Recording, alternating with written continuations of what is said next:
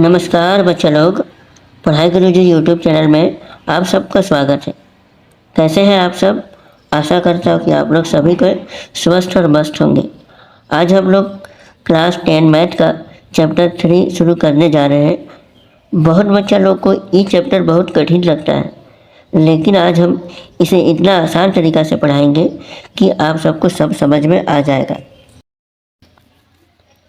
इस चैप्टर के परिचय वाला वीडियो में आप लोग जानेंगे चर और अचर क्या है, रैखिक समीकरण युग्म क्या है, रैखिक समीकरण युग्म का ग्राफीय विधि से हल कैसे किया जाता है, और उसके बाद प्रश्नावली 3.1 के कुछ इम्पोर्टेंट क्वेश्चन का हल करने वाले हैं। तो सबसे पहले आप लोग जानेंगे कि चर क्या होती है। तो चर उसे कहते हैं जिस राशि का मान बदलते रहता है, उसे क्या कहते हैं?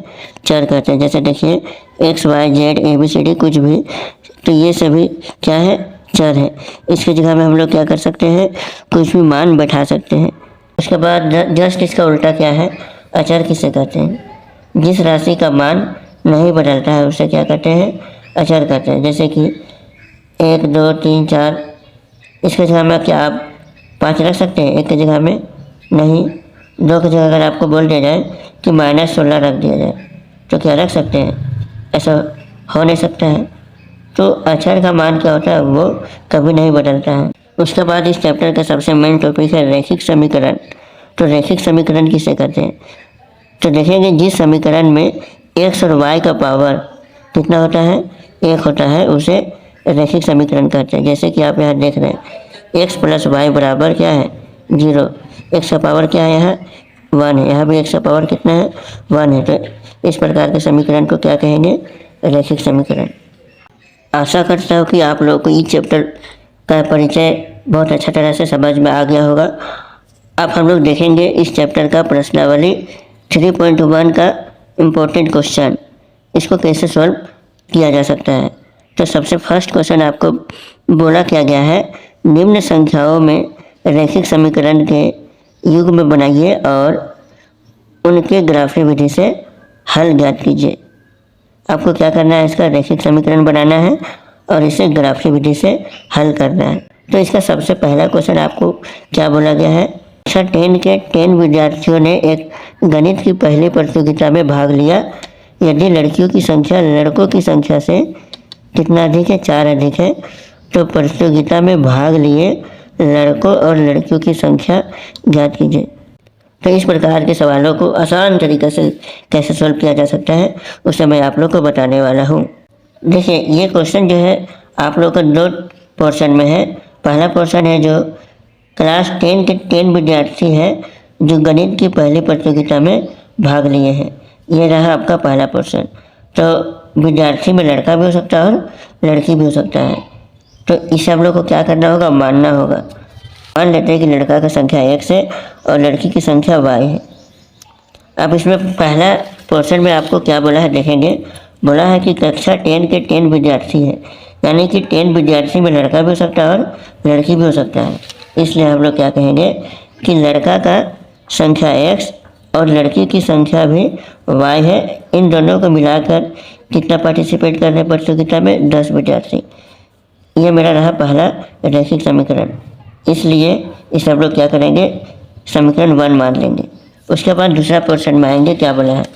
दूसरा पोर्शन है यदि यहाँ से सारे बच्चे लोग फंसते हैं तो आपको डाउट करने की कोई जरूरत नहीं है। आपके सामने पढ़ाई गुरु जी है, आपको आसान तरीक़ा से समझाने आया है।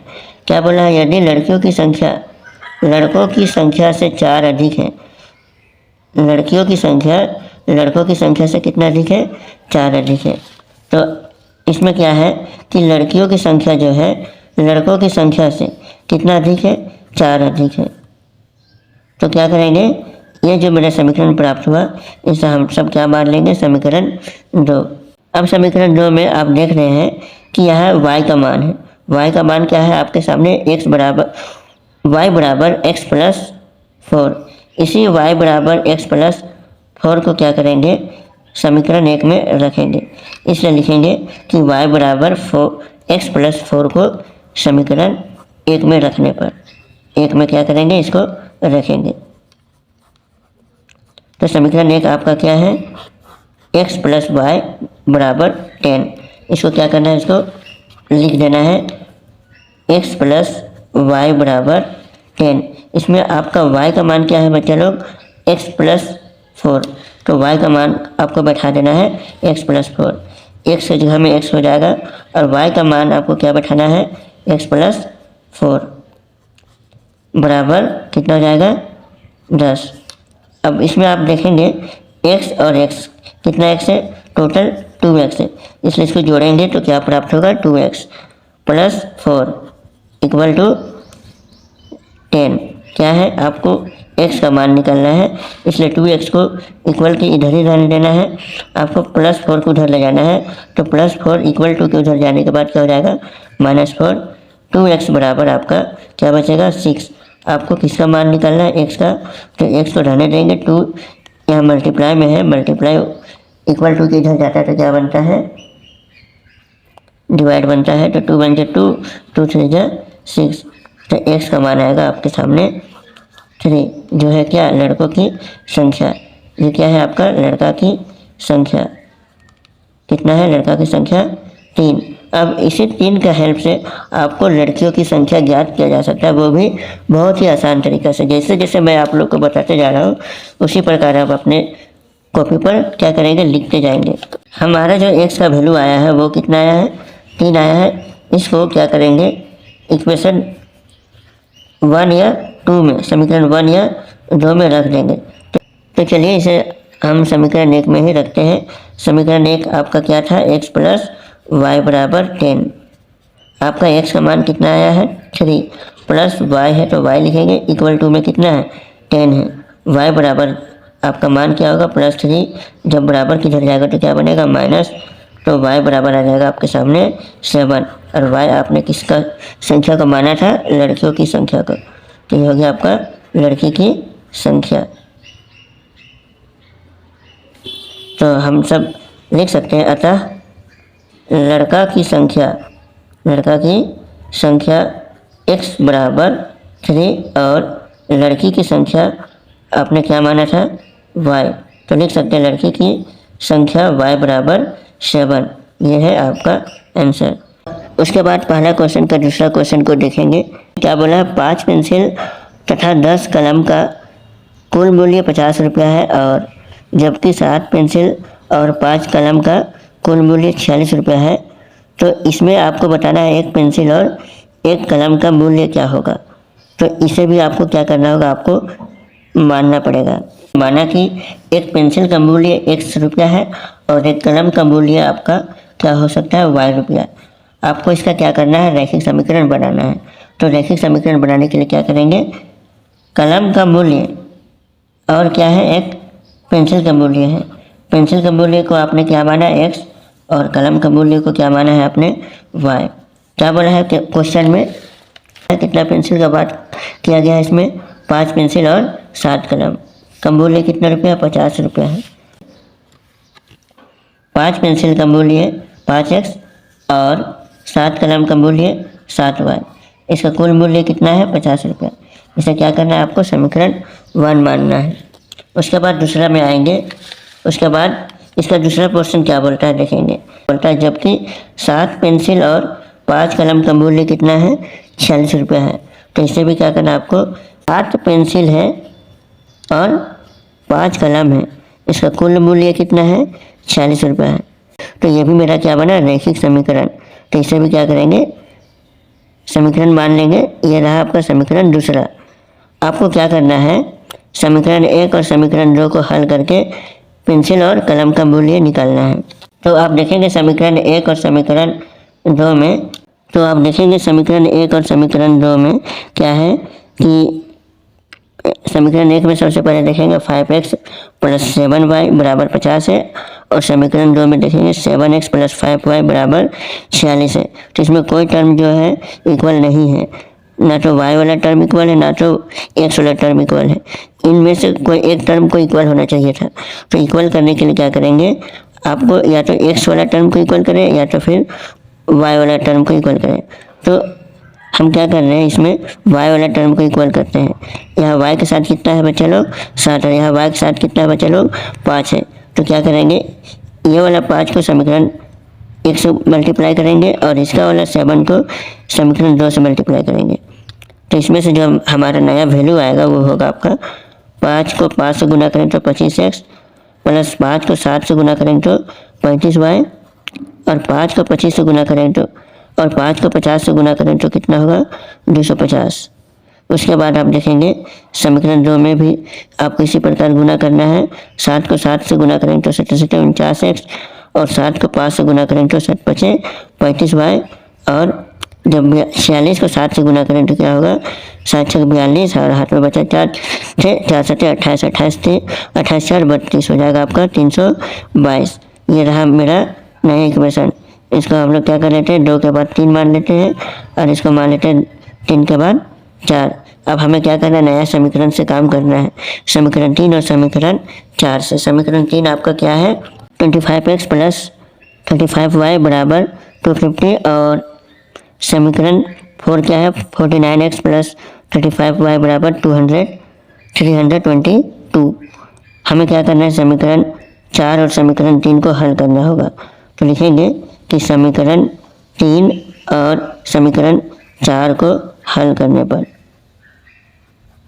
तो समीकरण 3 और समीकरण 4 क्या है। समीकरण 4 में देखेंगे कि 49x प्लस 35y बराबर क्या है 322 है और समीकरण 3 में क्या है 25x प्लस 35y बराबर 250 है।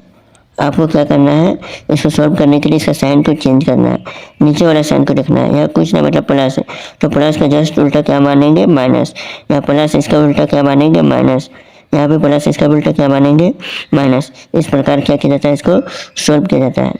अब यहाँ देखेंगे कि इसका y और इसका y वाला टर्म क्या है इक्वल है तो क्या होगा ये माइनस प्लस माइनस होकर 0 हो जाएगा, प्लस क्या है इसको माइनस करेंगे तो कितना बचेगा 24x और आपका इसमें जब इसको माइनस करें तो क्या बचेगा 72।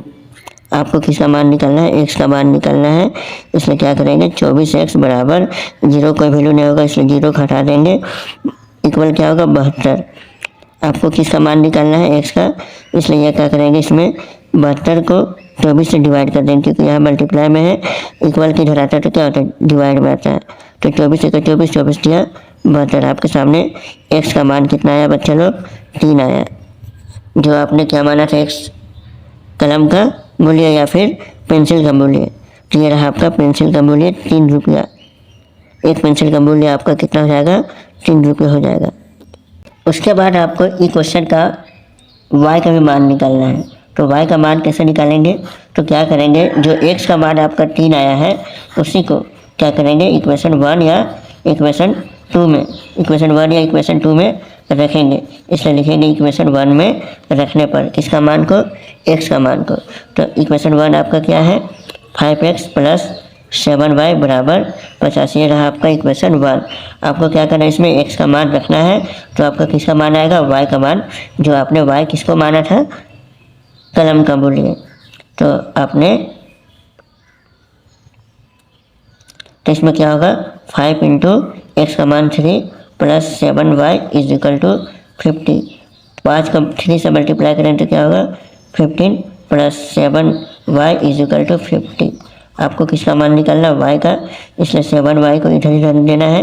ये प्लस 15 उधर जाके क्या होगा माइनस 15 हो जाएगा। तो 50 में जब 15 माइनस करेंगे तो आपको क्या बचेगा 35 बचेगा, जो कि y बराबर हो जाएगा 35 डिवाइडेड बाय 7। ये 7 मल्टीप्लाई में है, इक्वल की इधर आएगा तो डिवाइड में होगा। तो 7 की टेबल 7 1 बार में और 35 कितना बार में आया 5 बार में। तो आपका y का मान कितना आया 5, जो आपने y किसे माना था एक कलम का मूल्य। तो आपके सामने क्या आया एक कलम का मूल्य 5 रुपया है। तो अब लास्ट में आपको क्या लिखना है, अतः एक कलम का मूल्य और एक पेंसिल का मूल्य। आपने क्या माना था एक पेंसिल का मूल्य को क्या माना था, एक पेंसिल का मूल्य को आपने माना था 100 रुपया, जो कि आपके सामने कितना आया है 3 रुपया। और एक कलम का मूल्य को आपने क्या माना था y रुपया, जो कि इसका मान कितना आया है 5 रुपया। ये रहा आपका आंसर। अभी प्रश्नावली का प्रश्न नंबर 2 की ओर देखेंगे।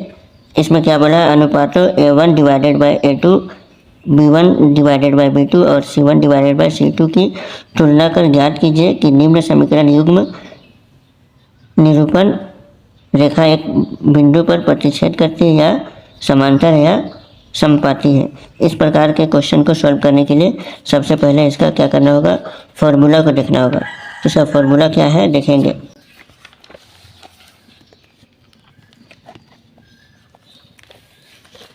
अगर आपके सामने A1 डिवाइडेड बाई A2 और B1 डिवाइडेड बाई B2 का हल इक्वल नहीं होगा तो इसका ग्राफ क्या बनेगा, प्रतिच्छेद बनेगा और इसका हल क्या होगा, केवल एक हल होगा। तो देखेंगे, इसको समझने के लिए क्या करेंगे, आप कॉपी पर देखेंगे। जब A1 और A2 का मान और B1 और B2 का मान इक्वल नहीं होगा तो आपका क्या होगा, तो देखेंगे क्या होगा कि 4/2, A1 का मान 4 और A2 का मान है 2, उसी प्रकार इसका मान है 6 और इसका मान हो गया आपका 4। तो क्या होगा कि जब इसको सॉल्व करेंगे तो आपका क्या आएगा, 2 2 ज़ा 4 और 2 1 ज़ा 2, 2 3 ज़ा 6 और 2 2 ज़ा 4। इसमें आपका क्या मान आया, 2/1 और इसमें क्या है 3/2, जो आपका क्या है, इक्वल नहीं है। तो इस प्रकार के जब भी सॉल्व आएगा तो इसमें क्या होगा, तो इसमें ग्राफ क्या होगा, प्रतिच्छेद होगा और इसका हल क्या होगा, केवल एक हल होगा। तो इस प्रकार का और भी क्वेश्चन को देखने के लिए आपको क्या करना है, मेरा ई वीडियो के पार्ट 2 वाला वीडियो को ज़रूर देखना है। उसमें आप लोग को 3.1 का सारा क्वेश्चन कराने वाला हूँ, जो कि आप लोगों के एग्ज़ाम के पॉइंट ऑफ व्यू से बहुत ही ज़्यादा इम्पोर्टेंट होने वाला है।